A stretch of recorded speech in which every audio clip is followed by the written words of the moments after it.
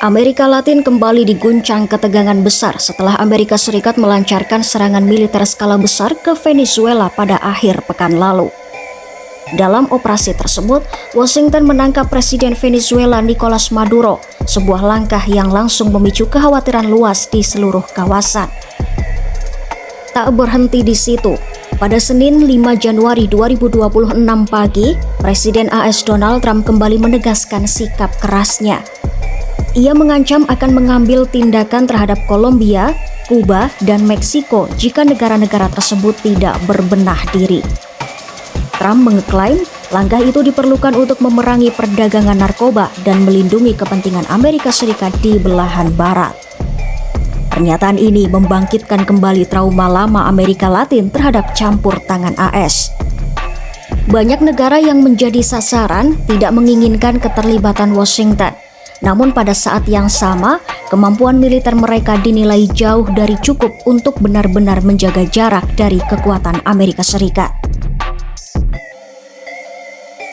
Secara global, Amerika Serikat masih menjadi kekuatan militer terbesar di dunia. Anggaran pertahanannya pada tahun 2025 mencapai 895 miliar dolar AS atau sekitar 15.000 triliun rupiah, setara lebih dari 3% produk domestik bruto negara tersebut.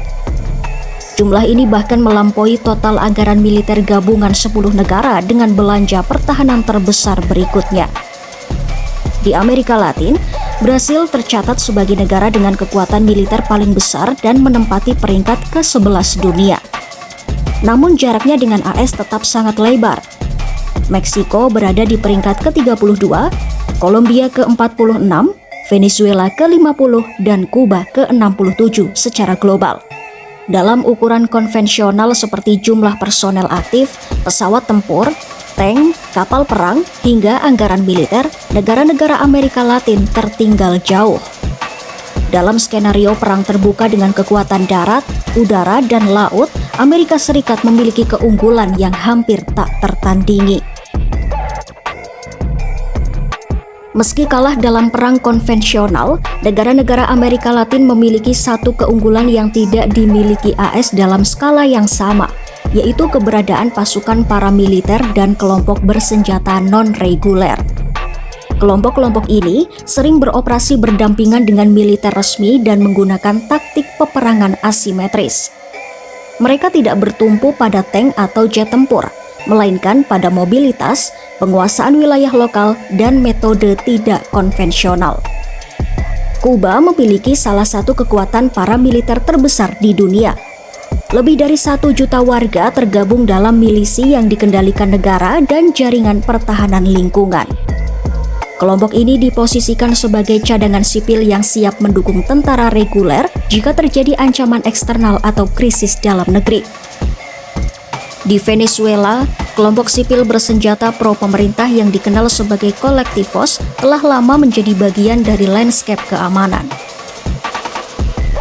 Meski bukan bagian resmi militer, mereka kerap dituding berperan dalam pengendalian politik dan penindasan oposisi, terutama di masa pemerintahan Maduro. Kolombia memiliki sejarah panjang kelompok paramiliter sayap kanan yang muncul pada era 1980-an untuk melawan pemberontak kiri. Walau secara resmi dibubarkan, banyak kelompok tersebut bereinkarnasi menjadi organisasi kriminal bersenjata yang masih aktif di wilayah pedesaan.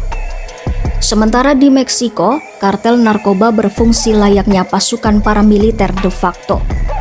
Kelompok seperti Zetas yang berakar dari mantan tentara memiliki senjata kelas militer dan kendali teritorial yang seringkali melampaui aparat lokal. Iya, secara militer konvensional, Amerika Latin hampir tidak memiliki peluang menghadapi Amerika Serikat.